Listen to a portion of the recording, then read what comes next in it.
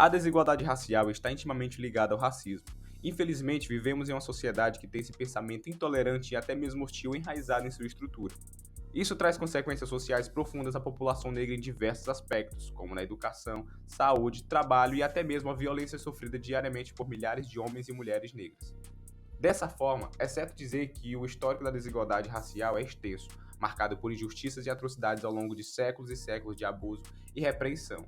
Com isso, o tema é abordado com bastante frequência em diversos meios e mídias, uma vez que se trata de uma temática que pode ser retratada desde os tempos mais antigos até os dias atuais, sendo um assunto tão necessário e abrangente que os capítulos da nossa história ou até mesmo os fictícios de diversas obras, somados com os capítulos atuais que presenciamos e ouvimos, tornam a desigualdade racial uma questão social perfeita para ser abordada no meio cinematográfico e literário. Pensando nisso, nesse vídeo nós trazemos livros e filmes que retratam essa realidade que se perpetua por toda a nossa história. Filmes que trazem à tona o preconceito estrutural de forma sutil ou que jogam uma realidade maçante no espectador, além também de livros que remontam uma sociedade estruturalmente racista, com histórias datadas, mas com temas e filosofia bastante atuais. No clássico do cinema brasileiro, Cidade de Deus, somos apresentados ao protagonista Buscapé, um jovem tranquilo de periferia que ao longo do filme conta sua trajetória conturbada de infância dos anos 60 a 80. No filme, Cidade de Deus era um alojamento do governo construído para que pessoas desabrigadas e cativas pudessem ter onde morar. Infelizmente, a generosidade acabava por aí. Como é dito no próprio filme, Cidade de Deus ficava muito longe do cartão postal do Rio de Janeiro. Sendo assim, a prefeitura não se importava com aquelas pessoas e as deixava à mercê da sua própria sorte. Buscapé, que também é o narrador do filme, conta e mostra como era o dia a dia e as condições de vida na Cidade de Deus, que futuramente viria a se tornar uma favela do Rio de Janeiro. Assaltos e assassinatos eram rotineiros, a pobreza e fatalidades reinavam em Cidade de Deus, e com o passar dos anos, a situação dessa população foi apenas se agravando, vindo a se tornar uma favela típica aos moldes que estamos acostumados a ver. Daí somos apresentados a personagens icônicos que entrariam para a história do cinema brasileiro, como o próprio Dadinho, que muda seu nome para Zé Pequeno, perigoso bandido que se torna chefe do tráfico na Cidade de Deus, e Bené, seu braço direito. A criminalidade e o tráfico agora se tornaram algo rotineiro para os moradores, e algumas pessoas, até mesmo crianças, que por necessidade ou idolatria àquilo, faziam parte de tudo isso. Cidade de Deus aborda problemas sérios como racismo, violência, corrupção e segregação racial. A linguagem escrachada e popular dos personagens só aproxima mais ainda o espectador daquela vivência. Aqui somos jogados na realidade de uma sociedade que vive no limite. As leis que imperam ali são as leis das facções. Sem qualquer assistência ou apoio do governo, as pessoas majoritariamente negras crescem em meio à violência e atrocidades constantes, doutrinadas a crerem que aquilo é o certo e que só é possível vencer na vida por meio daquilo. Agora, em um cenário mais atual, M8, quando a morte socorre a vida, acompanhamos Maurício, um jovem de comunidade em seus primeiros dias na Universidade Federal do Rio de Janeiro no curso de Medicina. Logo de início já temos uma pequena amostra do que o filme vai nos apresentar ao longo de sua 1 hora e meia. Maurício, ao final de sua primeira aula, é confundido por um rapaz de sua classe com um funcionário da universidade, simplesmente pelo fato de ser negro. Numa cena adiante, o filme traz um contraste sutil da realidade dos estudantes da universidade e a sua. Enquanto uns entram em seus carros de luxo, Maurício passa pela frente de todos indo em direção ao ponto de ônibus, trazendo logo de cara a forte presença do racismo estrutural. Maurício, à medida que os dias vão passando, percebe que todos os corpos para estudo dos alunos que estão na universidade são negros, e começa a passar mal quando se depara com o corpo M8, que não tem nenhuma identificação e é dado como indigente. Em um momento do filme, ele se comove com a manifestação de mães que clamam pelo fim da violência, principalmente porque todos ali não sabem o paradeiro de seus filhos e filhas, e buscam a justiça ao mesmo tempo que têm a esperança de reencontrá-los. O filme tem como proposta questões religiosas e raciais.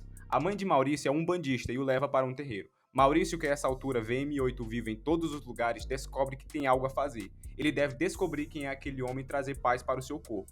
Em meio a tentativas falhas em descobrir a identidade de M8, Maurício é discriminado e utilizado várias vezes, até mesmo por um policial negro que o agride ao ver o rapaz andando por um bairro do Rio e achar que se tratava de um comunicado de assalto que havia recebido.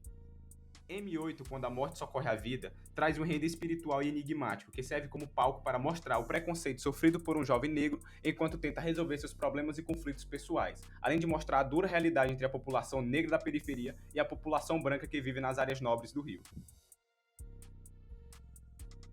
Agora, olhando para o cinema internacional, 12 anos de escravidão mostra de maneira fiel e realista os horrores e a brutalidade vivida pelos escravos no período pré-guerra civil nos Estados Unidos, entre os anos de 1840 a 1860. Aqui somos apresentados a Solomon, um homem negro que nasceu livre, vivendo com sua família no que parece uma vida tranquila e pacífica. Infelizmente, sua paz é interrompida quando Solomon conhece dois artistas que o convidam para ser o violonista por alguns dias em uma outra cidade. Solomon então aceita e os acompanha até Washington, mas para sua infelicidade, os dois homens o drogam e enquanto Solomon está desacordado, eles o vendem como escravo.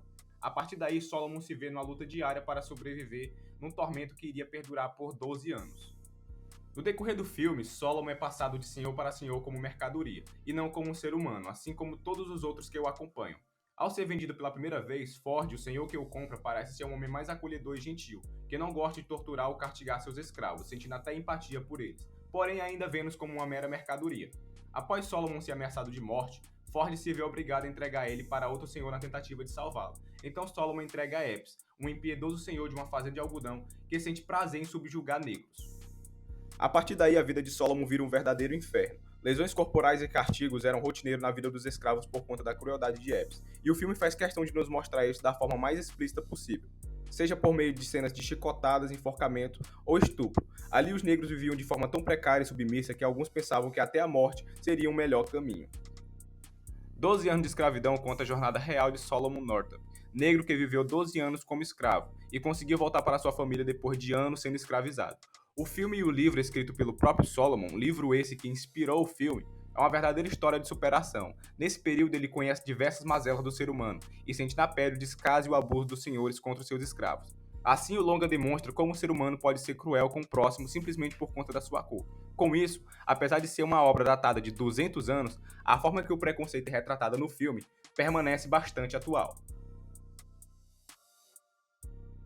Quem disse que filmes de super-heróis não podem tratar de desigualdade racial e ao mesmo tempo ser um filme grandioso? Não fomos nós. Em Pantera Negra somos apresentados ao herói Pantera Negra e ao país africano Wakanda, país fictício do universo Marvel. Aos olhos do mundo, Wakanda é apenas mais um país do continente africano, pequeno e pouco desenvolvido. Porém, o filme faz questão de nos mostrar que a realidade não é bem assim. Para a surpresa do público, Wakanda pode ser considerado o país mais rico e tecnológico do mundo. Tudo isso por conta de um metal único que só existe nesse país, o Vibranium. Diferente da realidade vivida pela população negra no resto do mundo, que vive muitas vezes em estado de marginalização e sente na pele a segregação e o preconceito quase que todo dia, Wakanda tem seu verdadeiro potencial escondido do resto do mundo. Os wakandanos vivem em um verdadeiro paraíso tecnológico, isolados propositalmente do resto do mundo, a fim de se manterem longe de conflitos e atritos com outros governos, remontando assim a ideia da segregação. Mas dessa vez o oposto acontece. O isolamento dessa população negra é totalmente proposital, pois sabem os perigos que os seus recursos podem trazer para o resto do mundo se caírem em mãos erradas. T'Challa, o personagem que veste o manto do herói Pantera Negra e rei de Wakanda, tem um sonho de abrir as fronteiras de Wakanda e revelar ao mundo o que realmente é o país, levando ajuda humanitária e recursos para quem precisar. No entanto, sente relutância em relação a esse desejo, pois sabe como são difíceis as relações internacionais, principalmente com a América. Aqui nós somos apresentados ao antagonista do filme, Eric Killmonger, filho de um wakandano que cresceu nos Estados Unidos, vendo e vivendo o terror do preconceito e da desigualdade racial numa sociedade com respeito pautado na raça. Killmonger, sabendo da verdadeira Wakanda, decide retribuir toda a discriminação e repreensão sofrida pelos negros, e unindo isso ao seu ódio pelo país e seus governantes, vai em busca do trono de Wakanda para usar o poder bélico e tecnológico do país para armar e defender a população negra ao redor do mundo. Objetivo esse que seria nobre se não fosse tão violento e extremista.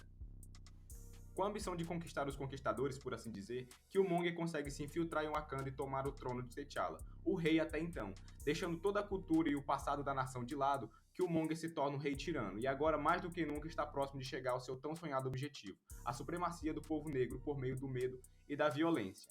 No entanto, é impedido e derrotado por T'Challa, que no segundo confronto sai vitorioso e recupera o trono. Porém, tocado pelos princípios e filosofias de Killmonger, procura uma terceira via para resolver o problema que Killmonger tanto quis solucionar. T'Challa então abre as fronteiras de Wakanda, levando auxílio para a população negra ao redor de todo o mundo, uma terceira via pacífica e sem violências, mas agora sem as leis e pensamentos retrógrados e ultrapassados que imperavam a cultura do país. O Sol é para Todos é um clássico escrito por Harper Lee, um livro sobre o preconceito racial nos anos 30 nos Estados Unidos. A história é narrada pelo ponto de vista de uma criança, Jean Louise Finch, também chamada pelo apelido de Scott, que no início da narrativa tem 6 anos de idade. O Sol é para Todos traz uma trama que contrasta diretamente em diversos sentidos, abordando temas fortes de forma cruel e atual. Toda a história se passa em Macomb, uma cidade fictícia do Alabama, no sul dos Estados Unidos, no início dos anos 1930. Um período delicado onde muitos sofriam diretamente por conta da segregação racial e dos efeitos causados pela Grande Depressão. O livro tem como pano de fundo o julgamento de Tom Robinson, um homem negro acusado de estuprar uma mulher branca. O pai das crianças, Atticus, é colocado como advogado de defesa de Robinson, o que faz certos moradores e até mesmo crianças criticarem a família Finch. Apesar da década de 30 já ter testemunhado o final da Guerra Civil Americana e passado pelo período de abolição da escravatura e reconstrução, certa parcela da sociedade ainda mantinha uma visão de mundo extremamente racista, como apresentada em O Sol é para Todos. Pelo fato de ser negro, Robinson é automaticamente considerado culpado, pois sua palavra, apesar de honesta, não era acatada quando divergente da voz de uma mulher branca. O Sol é para Todos é um livro múltiplo e aborda temas como infância, puberdade, justiça social, direitos humanos, liberdade, racismo, preconceito e família, se consolidando ao longo dos anos como classe da literatura universal e, sobretudo, norte-americana, ao tocar de maneira sensível uma ferida ainda aberta e presente naquela nação: o racismo estrutural contra a população negra. Avesso da Pele é o terceiro livro de Jefferson Tenório, lançado em 2020 pela Companhia de Letras. Nessa história vamos acompanhar Pedro, um filho revisitando as memórias do pai enquanto lida com o luto e sua ausência. Com um texto fluido, inteligente e complexo, Tenório nos apresenta uma narrativa intimista e bem elaborada sobre identidade, afeto e ausência, passando por temas que infelizmente ainda estão presentes na nossa sociedade, como a brutalidade policial e o racismo. A obra aborda principalmente o racismo, mas não para por aí. Em apenas 198 páginas, o autor conseguiu ir mais além e introduziu outros temas como relacionamento abusivo, violência doméstica e a violência contra negros. Temas altamente pertinentes a serem debatidos, já que tivemos alguns meses atrás o protesto no mundo todo com o movimento Vidas Negras Importam. O narrador evidencia a todo momento o racismo que o pai recebeu durante a vida, pois a vida de Henrique não é apenas dele, mas também de tantos outros homens negros espalhados pelo Brasil que sofrem diariamente por conta do racismo.